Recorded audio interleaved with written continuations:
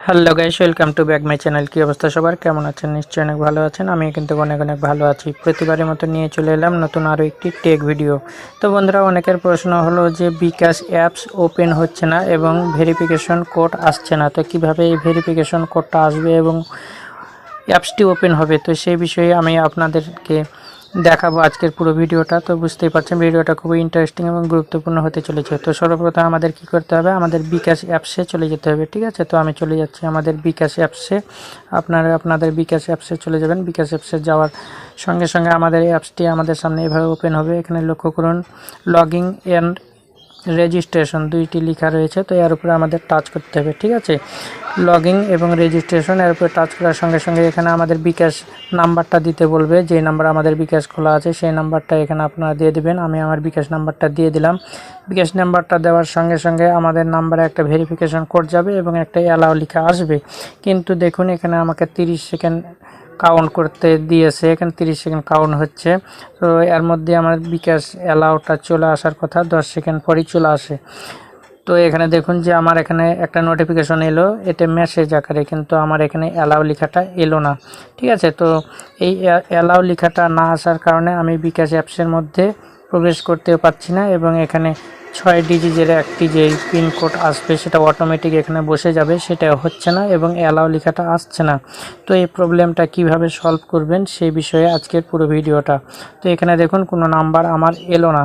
তো আমি এখন কি করব, সর্বপ্রথমে আপনাদের চলে যেতে হবে আপনাদের ফোনের সেটিংসে। ঠিক আছে, এখানে দেখুন নাম্বার কাউন্ট যেটা করছিল ওটা শেষ হয়ে গেল, তারপরেও এলো না। এখন আমি কি করব, আমাদের ফোনের সেটিংসে চলে যাব। তো আমি আমার ফোনের সেটিংসে চলে যাচ্ছি, আপনারা আপনাদের ফোনের সেটিংসে চলে যাবেন। তো সেটিংসে যাওয়ার পর এখানে খুঁজে বের করবেন অ্যাপস, বা এক একজনের এক একটা নাম লেখা থাকে। অ্যাপ ম্যানেজার, দেখেন আমার এখানে অ্যাপ ম্যানেজার লেখা রয়েছে, অ্যাপ অ্যান্ড পারমিশন। তো এর উপরে টাচ দেওয়া অ্যাপ ম্যানেজারের ভিতরে চলে যাবেন। তো আমি চলে গেলাম অ্যাপ ম্যানেজারের মধ্যে। তো আপনারা এভাবে খুঁজে বের করবেন। এখানে আপনার ফোনে যতগুলো অ্যাপ সবগুলো এখানে দেখাবে। তো এখানে আপনাকে খুঁজে বের করতে হবে গুগল প্লে সার্ভিস। ঠিক আছে, এই যে দেখুন গুগল প্লে সার্ভিস, আমি মার্কার দিয়ে দেখে দিচ্ছি গুগল প্লে সার্ভিস। এর উপরে টাচ দেওয়ার পরে এখানে পারমিশন লেখাটার উপরে টাচ দিবেন। টাচ দেওয়ার পরে এখানে যতগুলো অ্যালাউ চাইবে, যতগুলো লেখা আসবে সবগুলো লেখার উপরে টাচ দিয়ে এখানে দেখবেন যে অ্যালাউ করা আছে না নেই। তো দেখুন এটা আমার অ্যালাউ করা আছে, তারপরেরটা দেখবো এটাও অ্যালাউ করা আছে, তারপরেরটা এটাও অ্যালাউ করা আছে। তো এইভাবে সম্পূর্ণটা আপনারা দেখে নেবেন যে কোনটায় অ্যালাউ করা আছে আর কোনটায় অ্যালাউ করা নেই। তো আমার এখন সবগুলো এখানে অ্যালাউ করা আছে আমি দেখতে পাচ্ছি। তারপরে এটা হচ্ছে না কেন, তো আমাকে কি করতে হবে, এবার আমাকে বিকাশ অ্যাপসটি খুঁজে বের করতে হবে। তো বিকাশ অ্যাপস খুঁজে বের করার পরে এখানে আমাকে পারমিশনের উপরে টাচ দিতে হবে।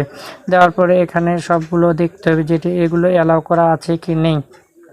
তো আমি এখানে চেক করে নিচ্ছি যে এগুলো আমার অ্যালাউ করা আছে। হ্যাঁ, দেখছি এটাও আমার অ্যালাউ করা আছে, তারপরেরটা এটাও অ্যালাউ করা আছে।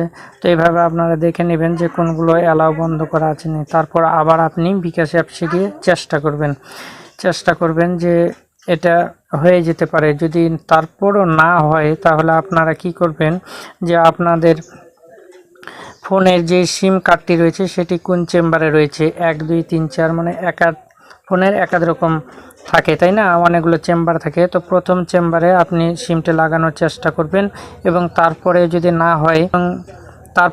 না হয় তাহলে আপনারা বিকাশের যেই হটলাইন নাম্বার সেই নাম্বারে ফোন দেবেন।